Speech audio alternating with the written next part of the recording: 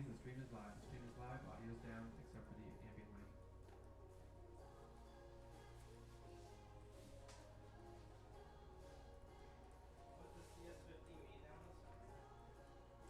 Ladies and gentlemen, please take note of your nearest exit. Please be right on your left.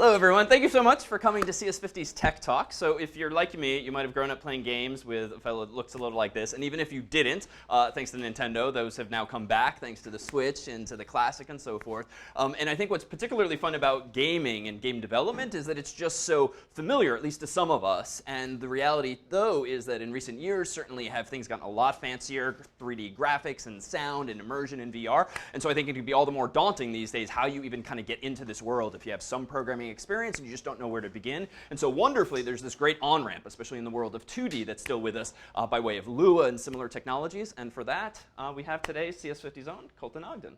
Hey guys, thank you very much for coming. My name is Colton Ogden. I work full-time with CS50. And I'm going to talk to you guys today about a framework and language that I recently started using in hobbyist game development that I really started to like. If you want to follow along, I have the set of slides I'll be using today, which have a lot of important links at cs50.ly/Lua. Two of these links here are getting LÖVE2D itself, which is the game framework we'll be using. It has a download link and then a wiki page for getting started, which has a few tutorial pages and stuff just to provide you that on-ramp David was talking about. And then I also set up a GitHub repo so you guys can follow along. I'll be running a bunch of demos today. And a nice thing I like about this repo is I set up several exercise folders as well. So if you guys want to try and implement a lot of the things we'll be talking about today, you can do so on your own. And I've written out like to-dos with hints and stuff to get you started. So let's talk about first what Lua is. So Lua is the language we'll be using today. It's an early 90s language invented in Brazil. It means moon in Portuguese. And it's a very light, small language that's focused around this data structure called a table, which if you're familiar with Python, it's very similar to a dictionary. If you're familiar with JavaScript, it's very similar to a JavaScript object. And that's basically most of what you do in Lua revolves around the use of this table data structure. Lua was invented in the 90s mostly to provide a glue layer for larger applications. So back in the 90s and even in the 80s, game libraries, code bases were essentially written in compiled languages like C or C++, which could be very monolithic, and compile times for such could take upwards of several hours. Rather than rely on editing the C or C++ code, designers at the time would much rather write in a dynamic programming language like Lua, where you can have the game code expose certain methods, like drawing to the screen, etc., that Lua could then call dynamically and not have to recompile your application. And Lua was very popular in the video game industry because it could provide this glue layer for large code bases. And if you've used JavaScript at all, it's very similar to that. You'll see some similarities.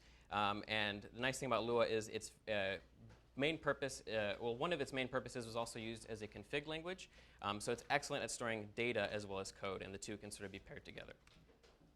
So let's go ahead and look at a syntax of Lua that I've set here. If you're in the GitHub repo, it's at the parent level. It's called lua_demo.lua. I'll just be going over some of the syntax here. So to create a variable, it's very simple. It's just some variable name, gets, and then some data type.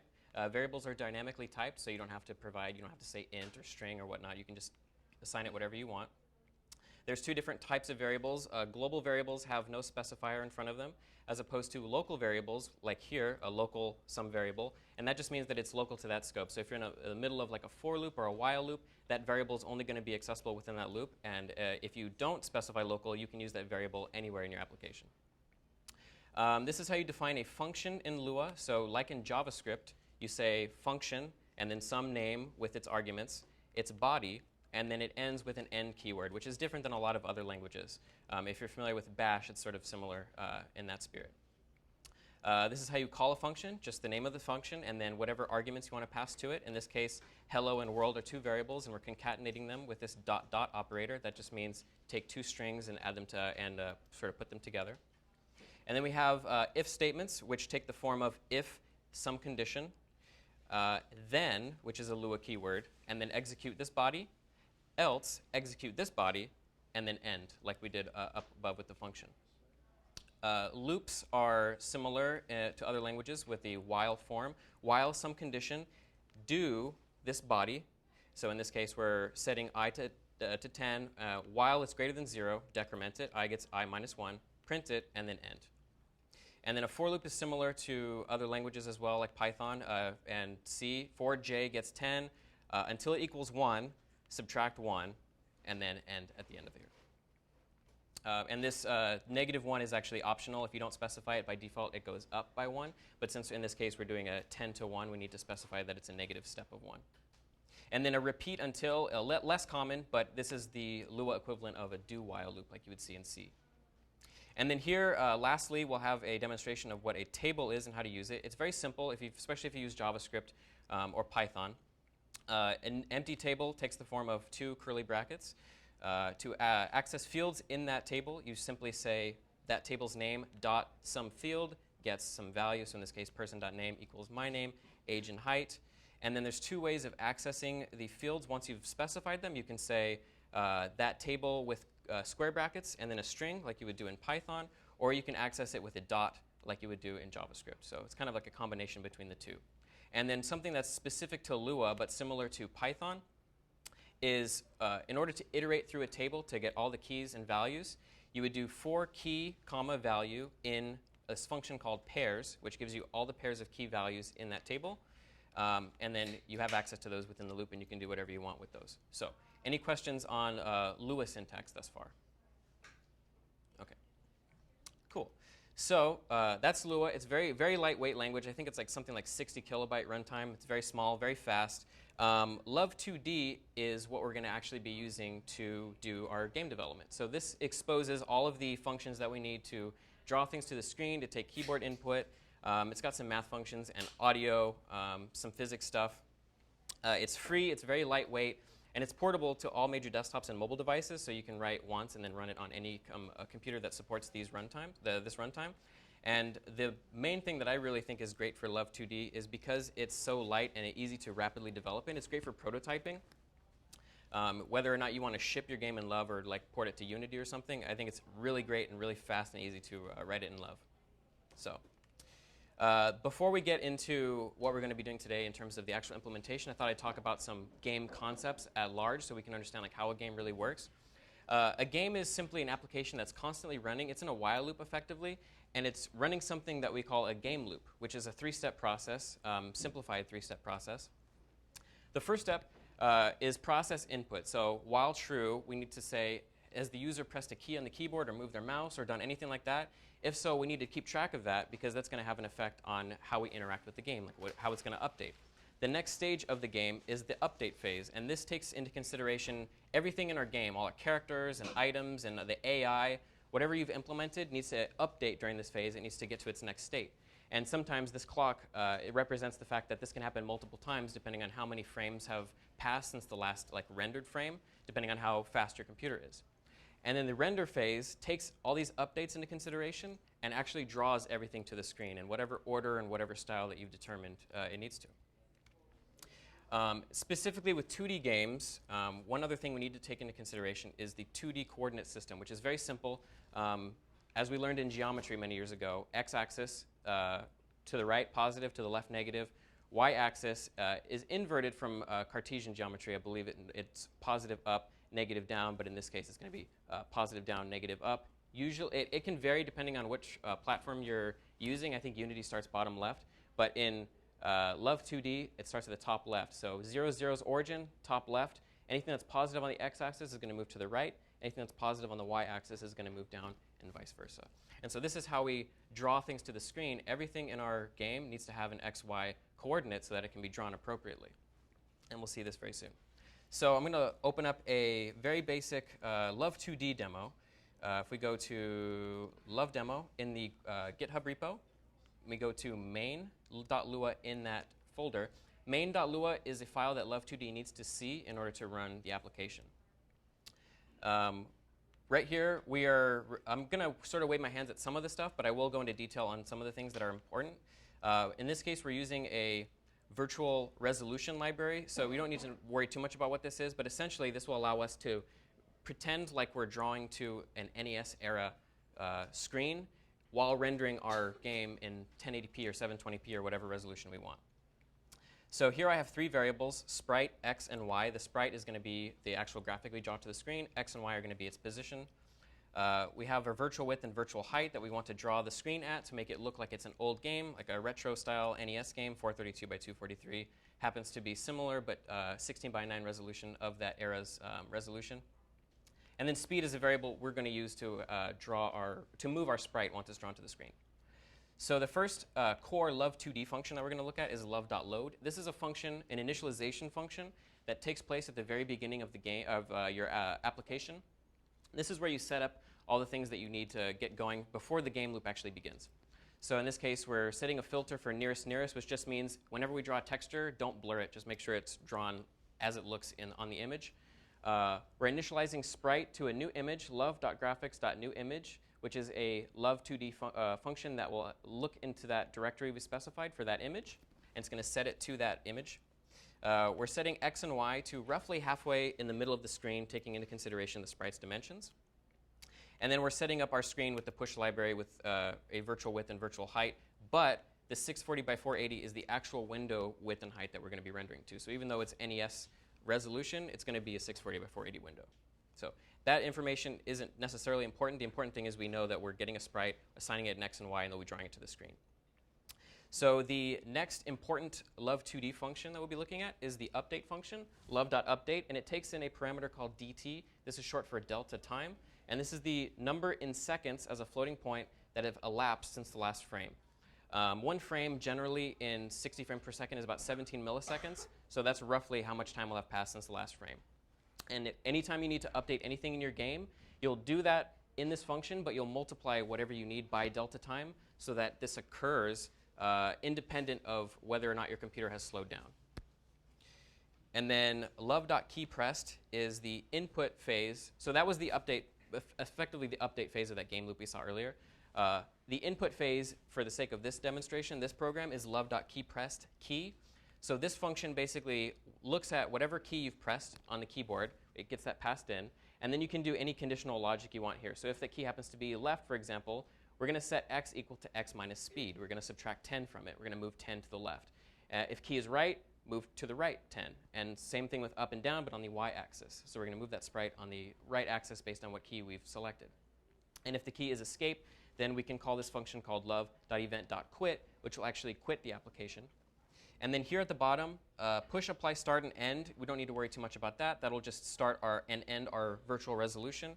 The important thing to look at is this LÖVE.graphics.draw function, which takes in a drawable object, in this case sprite, and then an x and a y. And it'll always draw the sprite at the coordinates that you pass in. And if we run this program, let's see, where am I? Go into LÖVE demo. We get this on the screen. So it's loading the Mario graphic that's in graphics/mario.png. And if I hit left and right, up and down on the keyboard, it moves 10 pixels in that direction. So very basic, but most of the building blocks that we need for like the beginning of our game are effectively in place. So does anybody have any questions on how that works? Sure. What is speed measured in? In this case, it's just pixels. So we're saying speed equals 10, and then when we modify the sprite's x, y value here, it's literally just subtracting and adding pixels to it. So. In this case, does the key press, like if you just hold down the button, will it register each frame? It does not. So in this particular function, this is just a callback function that registers one time when you hit it. And we'll actually see another function that LÖVE offers that allows you to test for continuous input. So, any other questions? Yeah. How can we use a switch statement? I don't believe Lua actually has a switch statement. There are other clean ways we could probably do it with like a table. We could set a table to and just reference it like that. But also for simplicity, it's like really easy to see what's going on here just for an early demonstration. So, any other questions? Cool. Okay. All right. So our goal today is going to be a little more complicated. We're going to be implementing the very basics of what makes Super Mario Brothers. We don't have enough time to really implement the whole game, but we will be doing a lot of the core. We'll be having him jump and animate. We'll have a world rendering, blocks. We won't have enough time for AI and creatures, but once we see how Mario works, it's sort of easy to guess how we might implement that. So today's scope, just to reiterate, we'll have a tile-based map to harken back to the NES era where everything was drawn with tiles. We'll control Mario with keyboard. He'll run around and jump. He'll animate appropriately. He'll have collision detection, so he can't like fall through the ground, and he can't like walk through pipes and stuff like that. And we'll have a very simple procedural map generation system, which sounds semi-complicated, but it's actually really easy. And I really like procedural generation. And we'll have very basic sound effects for jumping, hitting blocks, and stuff like that. So goal number 0 was getting a window up and running. We finished that. That's easy. Goal number 1, we want to render a screen full of tiles. And so the first thing I think we should talk about is Sprite Sheets. So a Sprite Sheet is basically just a sheet, a large image that contains a bunch of smaller images. And we index into this image. We basically take little chunks out of this to render individual pieces of our game at once. And this is how things were done in the NES, and this is how things are still done today often with 2D games. We have to pair this sprite sheet with what's called a tile map. And so a tile map is a data representation of our map. So if we were to assign a value to each tile in the game, like if we wanted a block to maybe be number 1 and like a pipe to be number X, we need to be able to index that, so when we draw to the screen, we can look at this big sheet, not render the whole thing, just render a tiny chunk. And that's effectively what we'll be able to do with a tile map. So we're going to assign an integer value to each tile that we want, and then our game is going to take that into consideration and draw just a chunk of that sprite sheet. And this is what just the raw tiles might look like. If we were to envision, like maybe 0 is no tile and 1 is a brick, like this is just a bunch of emptiness, and then this is a bunch of bricks on the ground. And then this might be what that looks like in the actual game. But it's just as simple fundamentally as having a map here and just writing a function that can loop over this and then draw each tile where it belongs. So we're going to look at a demo here of Mario 1 if you're in the GitHub repo. And this is exactly what I just showed you in the slides, but this is an actual application. And all it's doing is it's doing what I just described, where this is I think 14 tiles tall of just emptiness, followed by 14 tiles of bricks. And it has the illusion, we're starting to see that this looks like some world, even though we're just drawing little graphics over and over again. And this is how the NES and old hardware used to work back in the day, that they were really good at drawing little tiles, and they took advantage of that fact. So we're going to go ahead and go into Mario 1 and just look up main really fast. And we'll see that we have a new line here, require map. So map is a file that we've written ourselves in map.lua, and we don't need to pay attention to some of the stuff, the boilerplate code here. This effectively lets us abstract out what a map is in code. It's called object-oriented programming, if familiar, and it basically lets us think about maps in terms of code rather than an abstract concept. And we can call functions map, get tile, map set tile, etc., and sort of abstract out, build layer by layer our game and think about it in more high-level terms. So we have a couple constants here. Tile brick gets 1, tile empty is 29. And these are the indices if we look back here at the sprite sheet. So 1, Lua is 1 indexed. So starting here, this is tile number 1. If we go 29 over, we'll see that this is emptiness right here. So all this is saying is the tiles that we need to get started are 1 and 29, the first tile and the 29th tile, the brick and empty space to get started drawing. In our map create function, this just basically sets our map object up. We're going to set a few fields here. So we need a reference to our sprite sheet. So graphics/tiles.png is fundamentally the same function we used before to get Mario. We want to keep track of our tile width and tile height. We want to keep track of the width and height of our map, which will be important.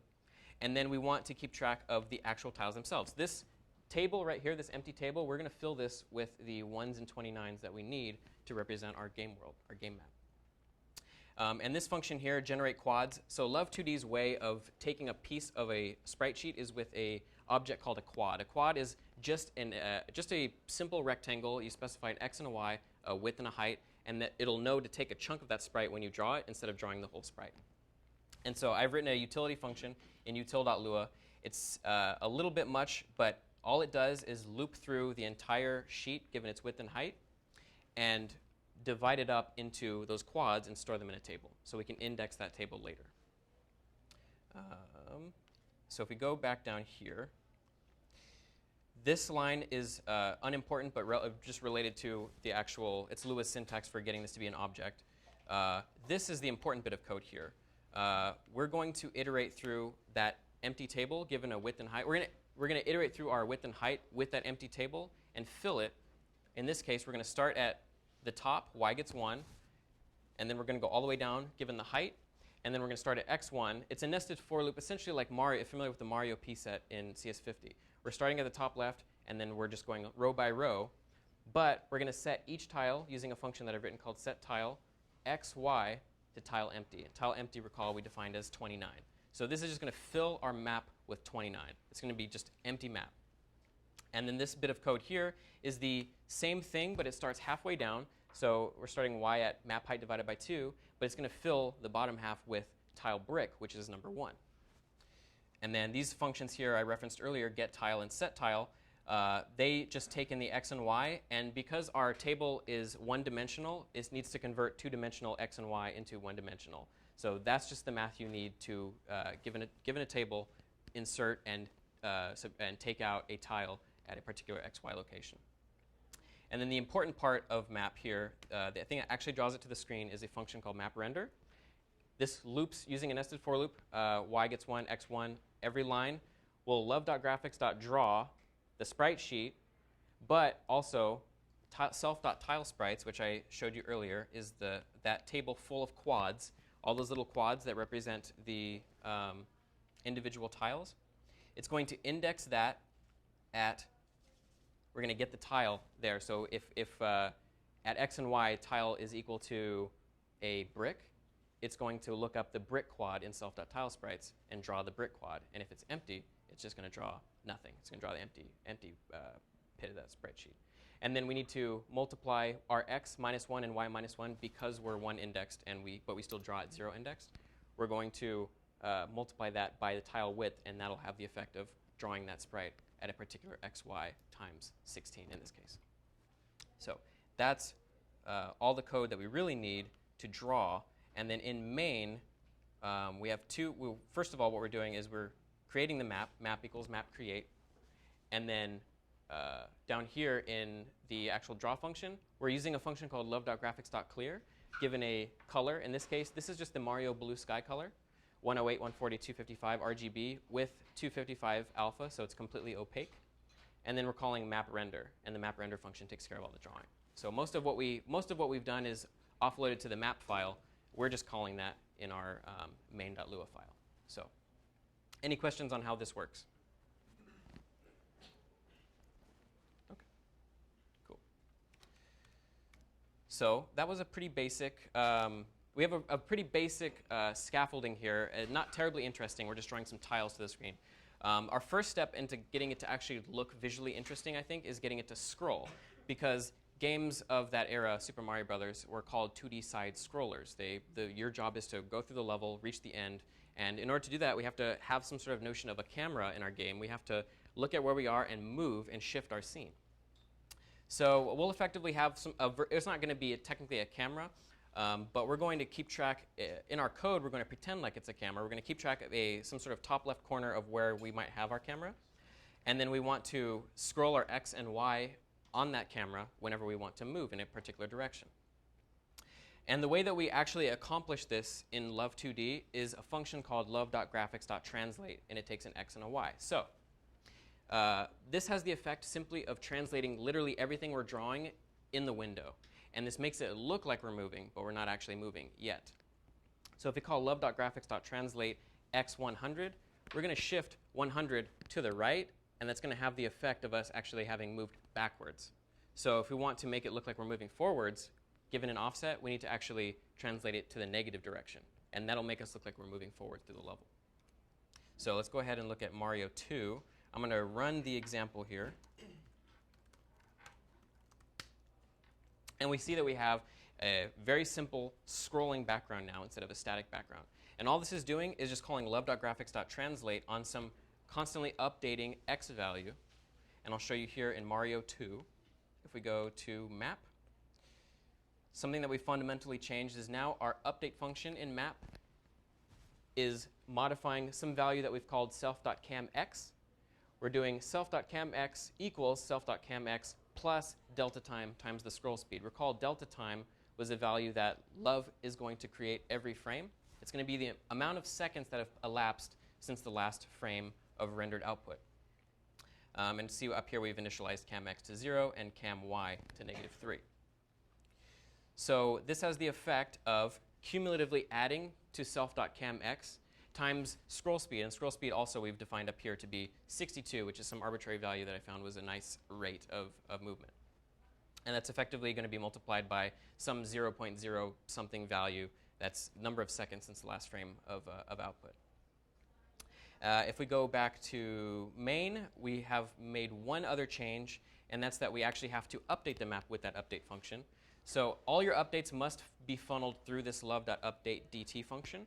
So in here, all we do is we just call map update DT, and the DT we get from love.update will get passed into there, and our map will update. The camera is going to constantly be moving to the right, self.camx. And we can see here that camx gets used in the actual translate function. Love.graphics.translate. Math.floor is simply a function that converts a floating point number to its lowest integer form, which is just important for very pixelated games. We want things to be rendered in discrete. Basically, if you're rendering to a virtual resolution, so in this case we have an NES look to our game, we're essentially rendering to a virtual texture to do this. This isn't necessarily important, but just for a low-level understanding of how it works. If you render to a texture something that is low resolution, but at a sort of a point between 0, something that's not discrete, like a floating point value, like 10.5, it's going to artifact really strange. It's going to look like it's got extra lines and be weird and pixelated. So we just want to make sure any value that gets passed into here is an integer value, and that's all that essentially does. It floors it, and then we're also rounding it effectively by adding 0.5 before we do that. And then notice that we're passing in the negative camera x, not the positive one, because if we do the positive one, it's going to look like we're going backwards. So we do the negative one because the scene is shifting negative, so it's making us look like we're going forward. If that makes sense. So does anybody have any questions on how this code works? Okay, cool. So goal number 3, we have something kind of cool up on the screen, but we have a lot farther to go. We want to actually have input. So we've got like the update phase working, we've got the render phase working, but we don't have the input phase working yet. It's not interactive. So to do that, we're going to use a couple of functions. We've seen one. We saw love.keyPressedKey, which is simply a callback function that executes immediately upon you pressing a key, but only does it that moment and only does it one time. The other function that we need to use is love.keyboardIsDown key, which will return true whenever that key is being pressed down constantly. And then, yeah, that's how we get constant movement, because if we just press a key, we want Mario to keep moving even though we're holding the key down. We won't have to keep pressing the key down for him to keep moving. So we're going to look at a demo of Mario 3 here. I'm going to go ahead and run it first.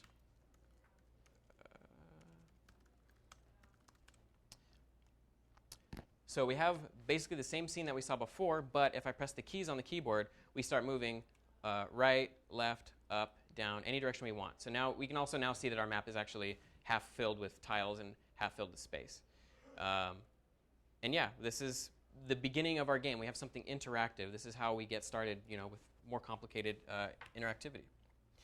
So let's go ahead and look at our code. In Mario 3, if we pull up the map file, in our the fundamental update that we've made here is we've modified map.update to take in keyboard input now. So we see if love.keyboard.isDownLeft, then we're going to modify our camx. And if we're pressing right, we're going to increment it. And same thing for up and down. On the y-axis, our cam-y, decrement it or increment it. The math.max, math.min, these are effectively ways for us to constrain our movement to the map's boundaries. We don't need to worry about it in too much depth, but math.max essentially returns the greater of 2 values. Math.min returns the lesser of 2 values, and we're making the greater and lesser of those values the boundaries of our map, top, down, left, and right. That's all that's fundamentally changed. And because of that, now when we press keyboard input, rather than it doing autonomously, we can see our map move in any direction. So any questions on how this works? Okay, cool. So next goal. Our map's a little bland at the moment. It's just a bunch of tiles, but it'd be really cool to start seeing the things that we know from Mario, like pipes and clouds and bushes and stuff like that. So let's go ahead and pull up Mario 4 and see what that looks like. So here we have the exact same base of code, but now we're rendering a lot more interesting output. We have gaps in our level. We have bushes. We have those question mark blocks and pipes. We have a whole bunch of stuff. It's starting to actually look like Super Mario Brothers, which I think is It's pretty cool. And to do that, I'm going to go ahead and pull up Mario 4. And what's changed about this code here is our create function for map, where we initialize all the data in the map. Now we're doing, and we don't need to spend too much time on this because it's kind of an optional segment, but this is an example of very, very basic procedural generation.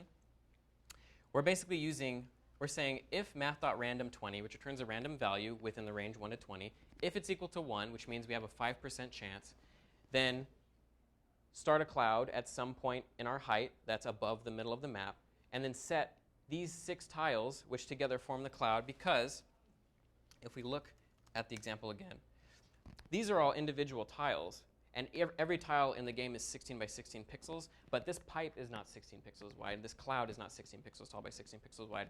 These are actually comprised of multiple pieces, and to get it to look like we have a pipe or a cloud or a bush, we actually have to, when we create one of these things, we have to lay out several pieces together in a way that they all fit together. Fun fact, the NES was pretty constrained, and the developers actually used the same sprites for the bush and the cloud.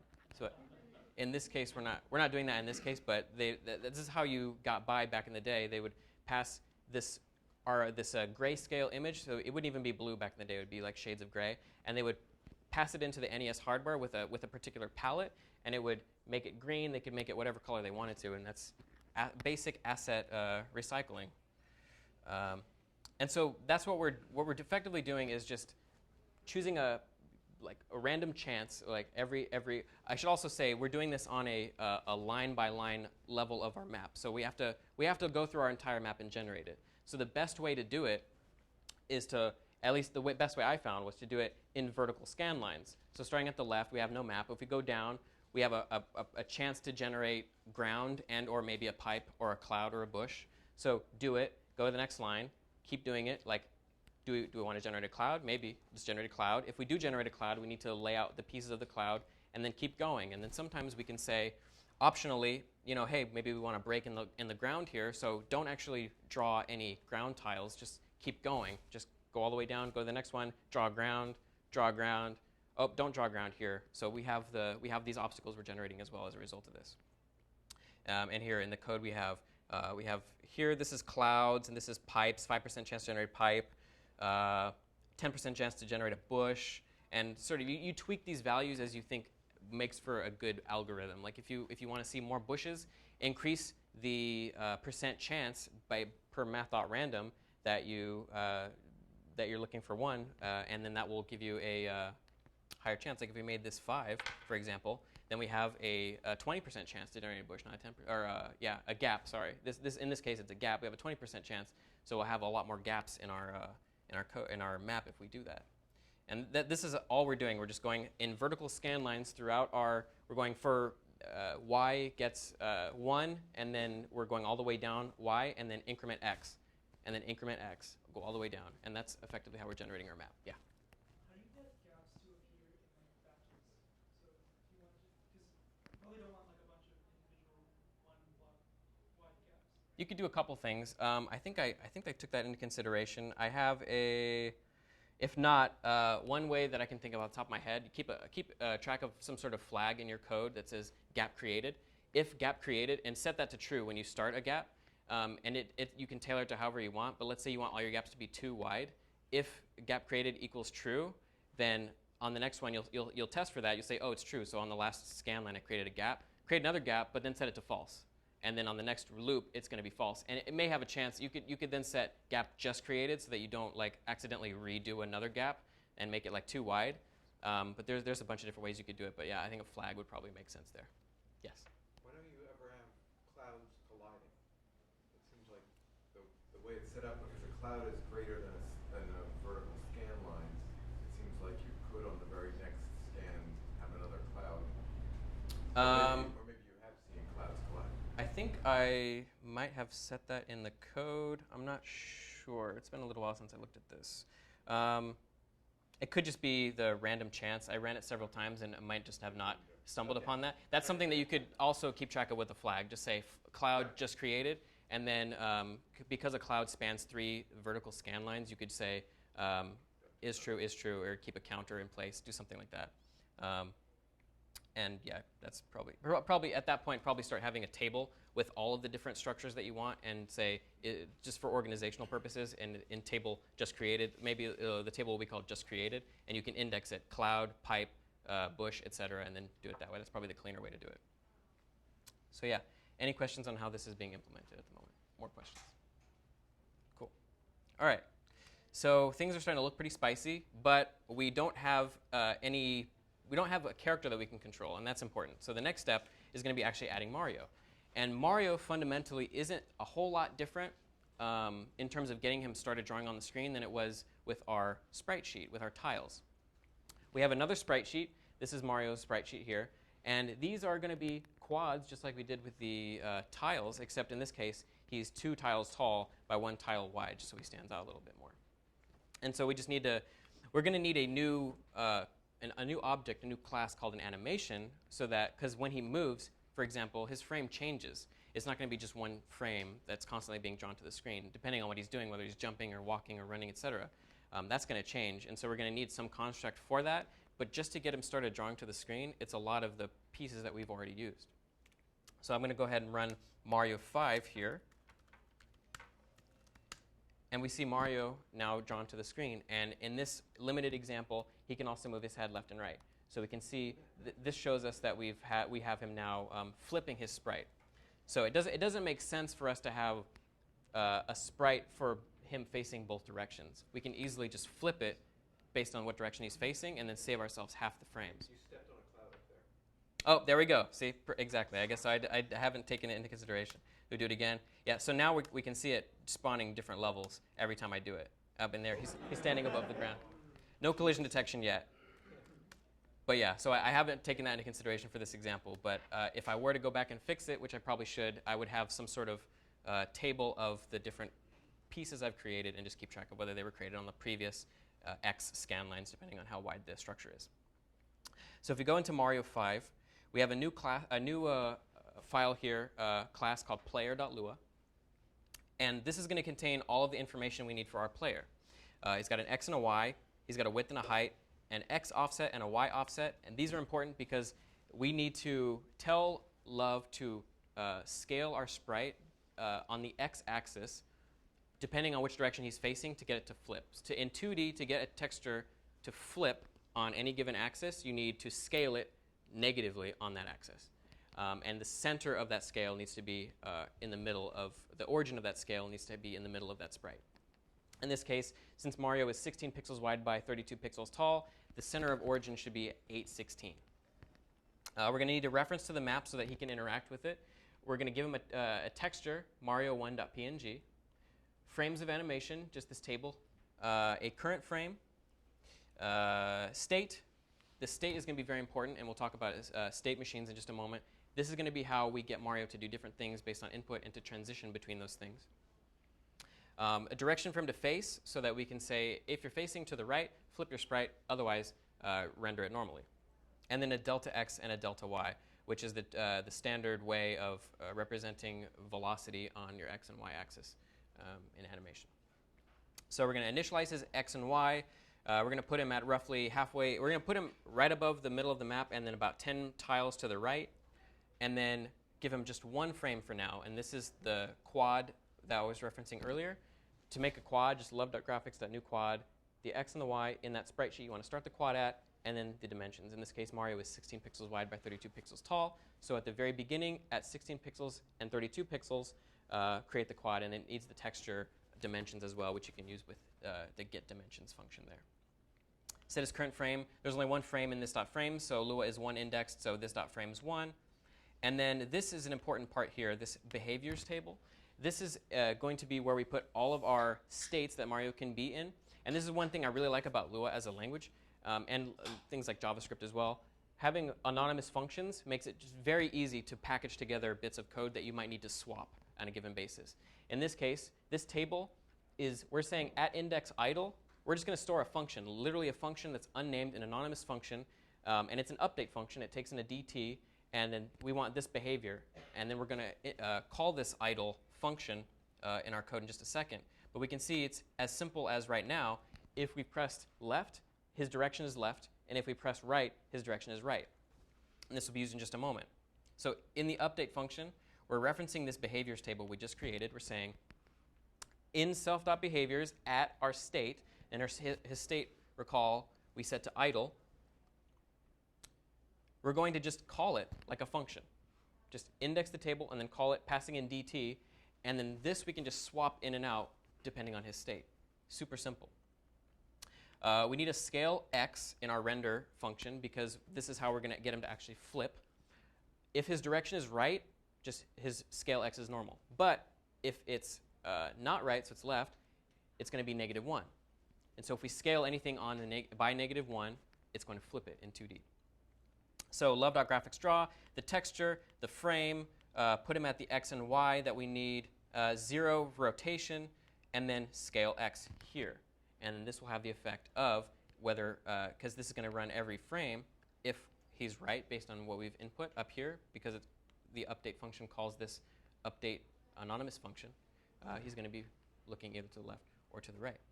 And so that has the effect one more time when I press left. Direction is set to right, direction is set to left, direction is set to right, direction is set to left. So you have the beginnings of Mario on the screen. So any questions as to how this works? Cool. All right. So it's not all that interesting. He's stationary. So now we're going to add movement to him. And this is a crucial step into actually accomplishing what we want. So how are we going to move Mario? In this case, it's actually going to be very easy. Delta x and delta y is probably more than we even need to worry about here because it's not going to change. But in 2D game development, it's common for delta x and delta y to sort of be a function over time rather than some discrete value. So you might, like say, when you move Mario, you might want him to start moving slowly and then move faster. And that's where your velocity is actually relevant. In our examples here, we're not going to do that. It's just going to be one concrete value, so his movement's going to be the same. But to get a certain feel in your 2D game, to get it to feel right, you're going to need to tune the graph of your movement accordingly. And so, yeah, we're just going to give him a positive dx and a negative dx, and that's going to manipulate his actual x and y value per frame. And we'll see that here in Mario 6. So I'm going to go ahead and run Mario 6. And he's in the middle of a pipe because there's no collision yet. But if we move him left and right, MC Hammer style, he's moving. And he's not animating yet, but we have, effectively the very beginnings of the core gameplay of Mario. He's moving through a level, and we see the environment, and yeah, no collision yet, but we'll get to that. Let's go ahead and actually see how we have this working in Mario 6. If we go to player, we see that we've changed the behaviors function, the idle behavior function that we created earlier. In this case, if keyboard is down left, direction is left as before, but we're going to set his delta x to -80, and this is some value that I found was a good speed for him to move. And then same thing for if keyboard is right, we'll set his delta x to 80. Yes? Do you need the delta x on this command to be the same as the one you're using for the scroll command? You don't, no. Because actually, if I go back, that one was because we were just moving the camera. I believe we've changed it now so that the in map, I believe cam x now gets the Mario's current position. Yeah, so here we have our update function has changed such that, and I apologize for skimming over some of these details just for the sake of time, but cam x now is actually going to get self.playerx. It's going to get his math.min. It's going to basically ensure that we don't center on him such that we get clipped out of bounds. That's what the math.min are taking into consideration. But now it's a function not of some constant 62 value, but it's actually his x and y value. If we go back to player y, that's all that we really needed to change. Now because we have the camera following him, our delta x and delta y are changing based on input. We have the result of him simply moving. So, and yeah, the functions are in place such that notice that even though I'm moving to the left here, the camera is not going any farther than this because this will just all be blackness, and that's not what we want. We want to confine it, and that's the way that the actual game works. We want to make sure that we confine the camera always to what's visible. And so that you just need to put constraints on where your camera can look. All right, any more questions on how we got that working? Sorry, the constraints on the camera, that's something you set, and Ye- that's something you would decode yourself. Yes. So if we go to map.lua, here in the, right here, camera X is going to, this bit of code is going to ensure that we don't go, it's going to return the greater of 0 so that we don't go any farther less than 0, or whatever this value here, which is the player's coordinates. So, and also math.min so that we don't go past the right edge as well. So that is your logic. yes, that's the logic. This bit of code simultaneously tracks Mario and prevents the camera from clipping out of bounds. Okay. Any further questions? Cool. All right. So yeah, he's not animating, so that's a core feature, and that's something that'll make it look nice and polished. So we're going to start implementing basic animation. And to do this, we need to start talking about state. State is state machines in general are a very clean way of modeling transitions for almost anything in your game, but typically for entities like characters and enemies. We can see here these boxes are all separate states. So standing, for example, that's a state. Jumping is a state, ducking is a state, diving is a state. This isn't exclusive to Mario, this is some other example, but the gist of it remains true. If we're standing, these arrows model the sort of transitions between states and the conditions that satisfy those transitions. If we're standing and we press B, we should be in the jumping state. And so if we're jumping and we press down, in this example, we should go into what they determine to be the diving state. If we're standing and we press down, we should be ducking. And if we're ducking and we release down, we should be standing. And this actually ties into our behaviors table that we saw earlier, and I'll show you right now. So if we go to Mario 7, and we run Mario 7, and we move him, we now see that he's got his running animation. And not only that, but if we let go of left or right, he goes back to his idle animation. Notice it's a separate frame of animation. We actually have two states in use now. If we go to Mario 7's code,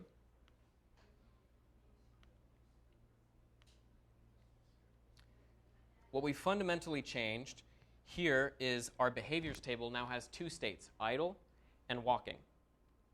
And ideally, you would probably engineer your code in such a way that you separate out your states into different files. It depends on the length of your code. But for the sake of being able to show how we've built things up, I'm sort of putting everything into one file. But just know that there are cleaner and better ways to engineer code like this. Idle is changed now. So if you're idle and you press left, for example, you want to start walking to the left, direction gets set left. We know that already. Delta x gets set to negative. And we've separated, instead of having a hard-coded value, we've now made it a constant walking speed so we can change it. Delta x gets that value. State now needs to change. We're no longer in the idle state. We're now walking. So set the state to walking. And then we have now a set of animations. So an animation, if we look at animation.lua, it's a new file we've created. I won't go into too much detail, but conceptually what an animation is a table of frames, all your quads for a given animation, and the interval of time between those frames. You keep track of how much time has passed with a timer that you set to 0. And if every frame you add to that, if we've surpassed that interval, then we know that we need to go to the next frame of animation. And then we need to reset our timer. And just keep track of this over and over again, each frame. And we do all of that here. And it even has logic in here as well to make sure that if we, for example, enough time has passed between our last frame that 2 frames of animation have elapsed, we should take care of that. And all that logic is contained therein. I won't go into too much detail on how it works for the sake of time, but this is how we're getting, fundamentally, how we're getting Mario to animate. We're giving him an animation, we're assigning a name to an animation, giving it a set of frames in that sprite sheet, and a time interval that elapses between those frames, and then just keeping track. How much time has passed? Has 0.05 seconds elapsed? If so, go to the next frame, reset your timer, and rinse and repeat. And also make sure to loop back to the beginning of that so that, because there's only 4 or 5 frames of animation, you need to constantly cycle through that. And that's what gives him the appearance of walking. We can see here in our animations table, this is a new table, we have idle, which is animation create, gets a texture, and then a set of frames, which recall these are just quads because the texture needs to know what quads to render to the screen. Idle is just 1 frame. That's him standing still. Walking is 4 frames. And these are just the particular offsets because the sprite sheet's a little strange in that Mario has different sizes depending on what frame is being rendered. So I had to manually figure out what those numbers are. Fortunately, you only have to do it 1 time. But notice that I also have interval gets 0.07 seconds. And this happens to be the length of time between each of Mario's running frames that I found makes it look like he's running close to the original game. And we need to make sure that he gets that animation gets set to animations index idle, and that we get the current frame from the animation. And every time we render, we want to ask whatever his current animation is for its current frame. And that gets stored in that animation class that I showed you before. So if we're back to our behaviors table, when state gets changed to walking, the actual walking animation needs to restart. It doesn't need to be caught in the middle, because if we stop him walking and go back to idle and then we restart him walking at a weird frame, it might not be clear in this example, but for certain animations, you want to restart the animation every time that state gets changed, especially if they start by moving their arms up or something obvious. And the opposite happens for the right direction, but it's the same logic. Notice that we have his walking state here. If we're pressing to the left, move right and down, and then it's the same, effectively the same thing, idle and walking, that we've done before, but now they're just separate states. And given his state, he can just call this and update it really easily, really cleanly. You don't have to keep track of, hey, is he walking? If he is, do this. If Mario is doing this, and you can have the nice thing about states is let's say you're in a game where you have let's say you're walking but you also have a weapon, and the weapon has its own states. Like it can be firing, it can be like smoking, it can be doing all this stuff. You can just keep track. You don't have to keep track of if player is jumping and player just shot. You can just have 2 states, weapon state and character state, and then just modify both those states simultaneously, and then that will simplify the whole process of updating your character. So we're updating the animation in here as well, because that needs to update the timer. You need to keep track of how much time has passed so that we can add it to the timer, and then if the interval has been surpassed, then go to the next frame animation and then possibly loop back. Get the current frame, and then manipulate his X value. And then here we can see we're just drawing self.currentFrame, and current frame is always getting whatever his current animation is, it's always going to get that current frame. So any questions on how this works? Cool, okay. So he can walk. He's got 2 states, and those 2 states we can swap in and out really easily and pretty cleanly. Our next goal is what Mario's probably most iconic thing to do which is jumping. And so jumping, up to this point, we've only been manipulating our x-axis, left and right, for moving through the level. But jumping relies on the y-axis being manipulated.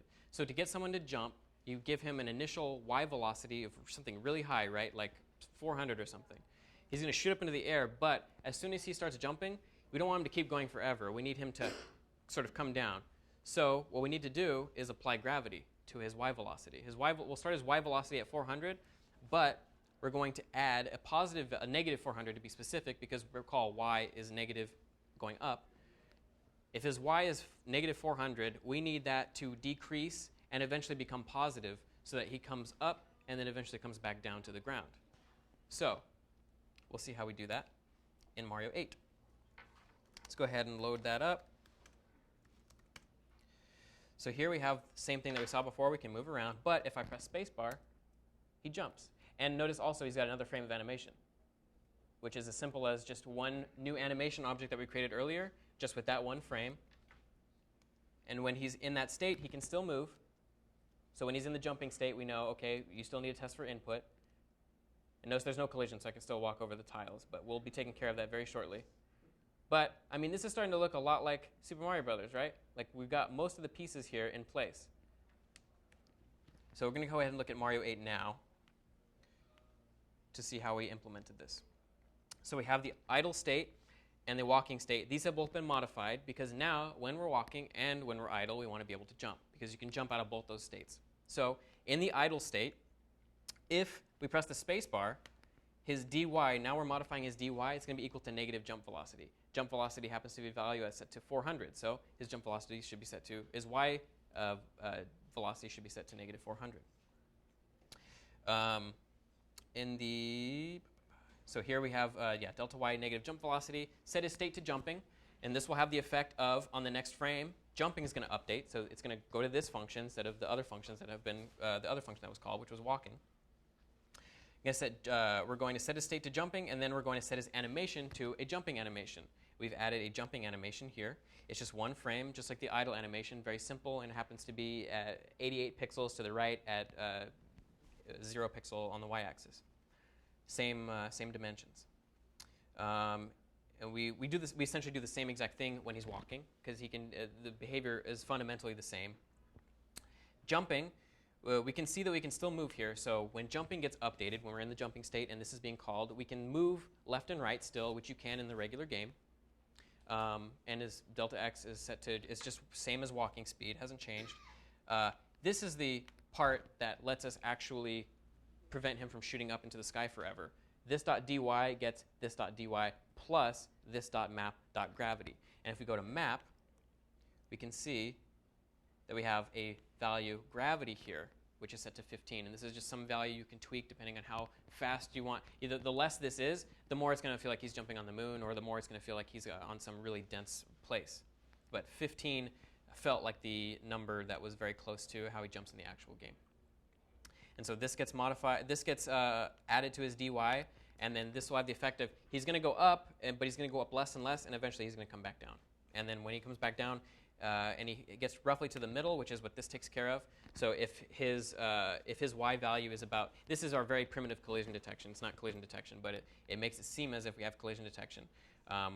If it's equal to about roughly halfway down the map, minus Mario's height, set his dy to 0, make him idle, and then set his animation to idle. So that's all we essentially need to get him to jump. So just gravity, y velocity, and just modify the states that we already have to get it to work. And notice that we don't have to mess with a bunch of if statements and messy conditions to get this to work. We just have discrete blocks of logic that work as a very simple state machine. So any questions on how this works? Okay, cool. So our next goal, he hasn't been able to interact with any of the environment yet, no collision detection, but this is our first introduction to collision detection here. And to get this to work, what we need to do is, using our map, we need to check the pixels where Mario's head is at any point in which he's jumping and say, is there a tile there that is collidable that we should hit? If so, set y velocity to instantly be 0, right? Gravity will then, every frame, add to that and make him go down, and maybe trigger some sort of visual feedback so we know that we hit the tile. And that's all we really have to do. And then another thing that we have to do is Mario can be potentially between 2 bricks at once. In that case, we need to check not only the brick that happens to be to the left of him, but also the brick to the right of him so that they both get triggered, which is how it works in the original game. And all we need to do effectively is look for whatever brick exists at his origin point, his top left point, and the brick to the right based on his width, so 16 pixels to the right. So let's go ahead and look at Mario 9 and see what this looks like. See if I can generate a level that has 2 bricks right next to each other. Before we... Oh, maybe not. But if I do that, we get some very basic collision detection. All we're doing is saying, when we're jumping, is there a brick right above where our head is? If there is, then gravity gets 0, and also manipulate the... In this case, we're also changing this tile in our map, which is maybe, I think it's 26, the ID for the yellow one. Set that to like 27, right? And then next time the map gets rendered, 27 or whatever value it is happens to be the dark version. And that gives us the appearance of having modified our game map in some way. So we can go ahead. That's conceptually how it works. If we look at Mario 9, we can see... And this is where it's necessary to have a reference to map here, which is why we've had this the whole time. Now we actually need to look in our map based on our input and see what we're doing to the game map, see whether we're colliding with a given tile.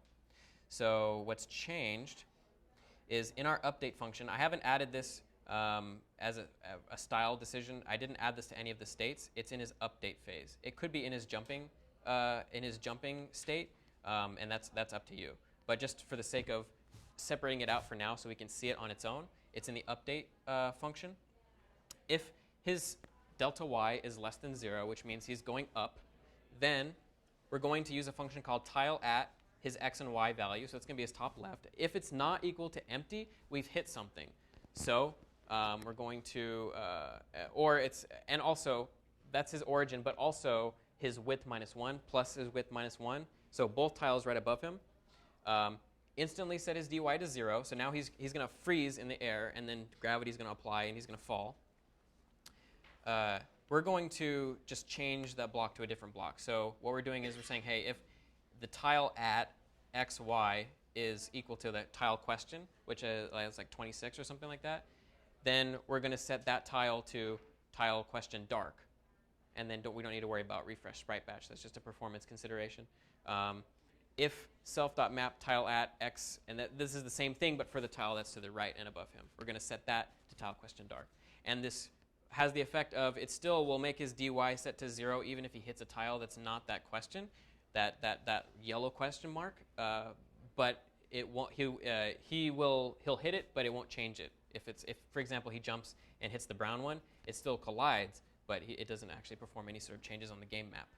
And that will just set the tile. And then map, if we go to tile at is a very simple function.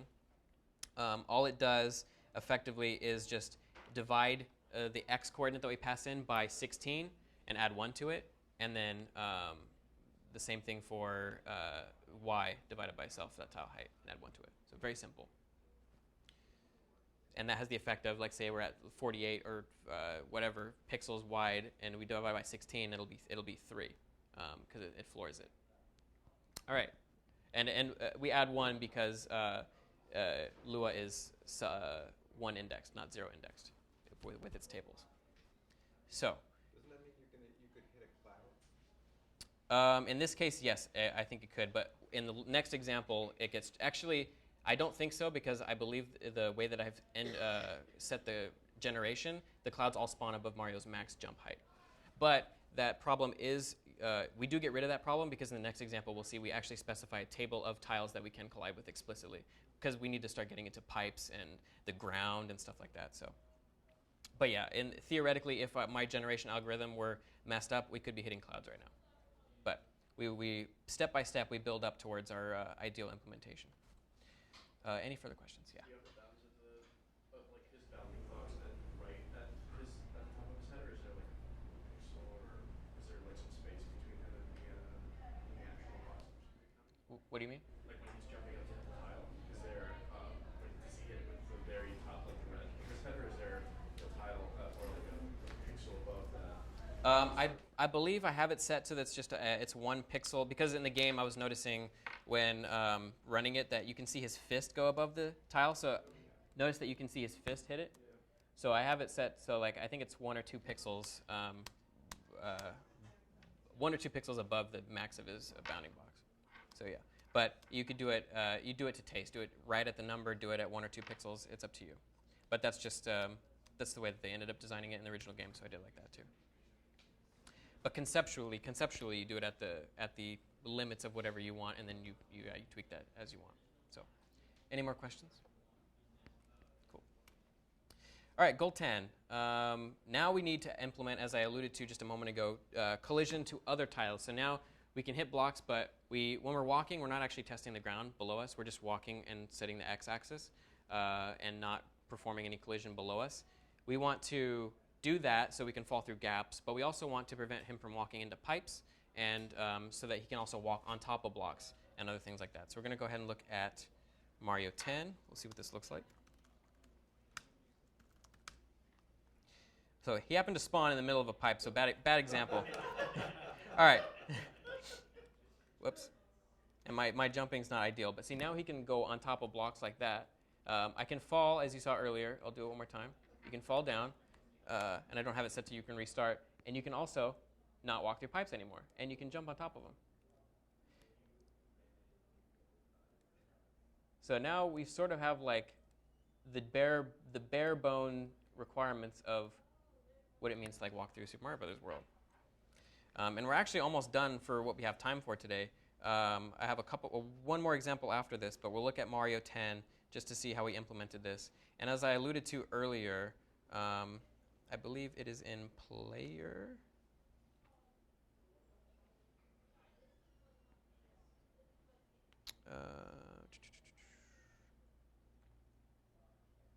Oh no, it's in map right. There's a collides function that I added. So this map collides. It takes in a tile, and we're going to be running this function for when we move left and right. We're going to be looking at the two tiles at Mario's height, left and right. It takes in a tile. We have this table here called collidables, and this just contains all the tiles that we want to check for collision on. So any bricks, question mark blocks, pipes. That's fundamentally all we need to look for. There's no clouds in there, and then because of that, if we happen to intersect with a cloud, he's not going to stop. He's just going to go right through it because collides is going to return false. Because using this function here, we're going to iterate through that collidables table. It's going to look through all of those. If it happens to match with that tile, return true. Otherwise, we return false. And we'll see this if we go to our code over here. This is part of our previous jump code, but we see if map collides with whatever tile is right below, with above us, we've replaced our previous code with this collides function. And then in our actual state machine code up here, when we're walking, for example, we need to do all of our regular processing as before. If we press space, start jumping, and if we move left and right, set our direction and our walking speed. But we also need to check right collision and check left collision. So if we are, and we can probably get rid of check right collision if we're moving to the right or to the left. We can probably just put it up above here. But the functions work as such. If we go down to check left collision, if our delta x is less than 0, if we're testing that map collides function, we're basically looking at the tile to our left and our y value, so at our head level, and at our bottom level, so where Mario's torso is. Because he's 2 tiles tall, he needs to check both tiles to his left. There could be theoretically a block that's here, but not here, even though that doesn't normally occur. But we're going to check to see if there is a tile there, and if so, delta x needs to get set to 0, and then we're going to basically look to see how many tiles he would have moved to the left, and then push him back that number of pixels. However many pixels he would have moved in that direction, move him back. And same thing with check right. If his delta x is greater than 0, then he needs to instantly get that set. Or if his delta x is greater than 0 and he's got 2 tiles, or 1 or 2 tiles, or one or the other, do the same thing, but to the right. Move him to the left instead of to the right, if that makes sense. So you're shifting him based on the number of pixels that he would have moved in that direction. And that has the effect of allowing him to not collide with the map. And we'll look at it one more time.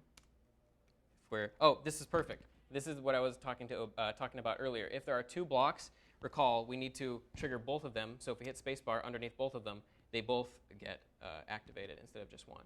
And we can fall through the ground. So yeah, it's effectively pushing him however many pixels he would have moved in that direction to the right. So, and then we can jump on top of blocks as well. So that's effectively it. Just look when he's moving left and right. And if he's falling, that's another important consideration. This bit of code here gets applied after our velocity gets changed. If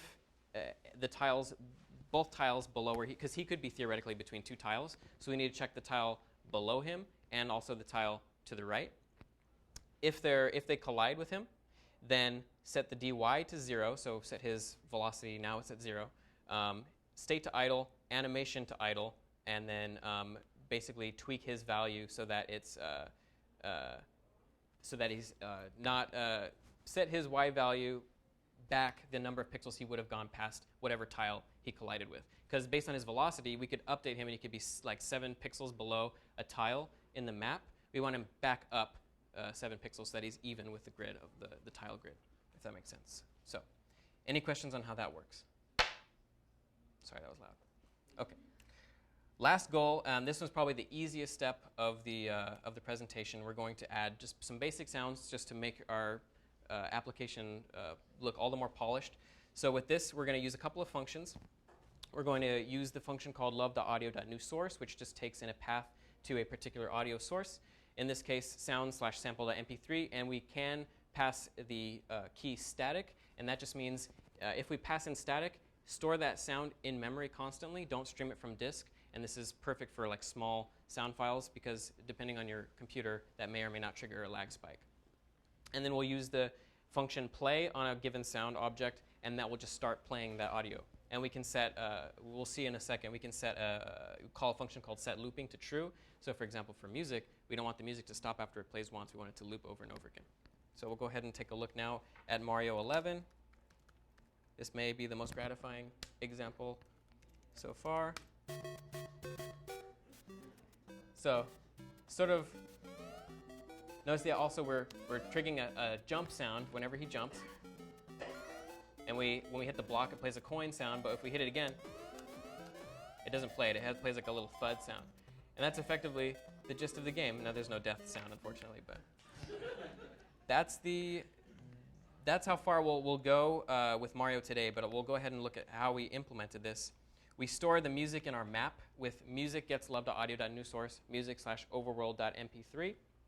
And all we do is start playing this here at the bottom of our create function. This.music set looping to true as well, and this.music play. Because we recall, we do want the music to constantly go over and over again, even if they surpass the duration of the sound file. And then player.lua has a new sounds table here, which just has jump, hit, and coin. And then they're just new sources as shown there, and they're all passed in the static flag because these are all small files. They can be stored in memory without too many repercussions. Jump, hit, and coin. And these are called here in the idle state, for example, and in all states when we transition to jumping, we should play this.sounds jump play, which just it simply just plays this jump sound. Same thing for in the walking state. If we go to the part where we collide with tiles here, the blocks, the question blocks, we can see that we're keeping two variables here, play coin and play hit, because depending on which kind of tile block we've hit, we may want to play the coin sound or the thud sound. If we hit a tile question block, the yellow one, and we make a transition to the dark one, we should do play coin. Otherwise, play hit. We've collided with something, but it's not a yellow block, so just play a hit. And then here down below, we see if play coin is set to true, then self.sounds coin play, otherwise self.sounds hit play. And that's all there really is to audio. It's probably the easiest part of using LÖVE2D. So other things to do that we didn't have time for, unfortunately, would be like adding enemies to the game. So something similar to Mario in spirit, but that has its own logic being applied in the update function, for example. And you can give enemies their own states, idle, walking, etc. State, maybe they're going after Mario, maybe they're running away. An end flagpole, something that you collide with that triggers a transition to another level. A timer, so that you can add a sense of urgency to the game. Power-ups, text transitions, lives, worlds, even if you want to be grandiose, and then warp pipes and a whole lot more. So that's the nice thing is you guys have a foundation now. You could pretty much implement anything with the tools that we showed today. So I'll stick around for questions, but thanks a lot for coming, and best of luck. Thank you.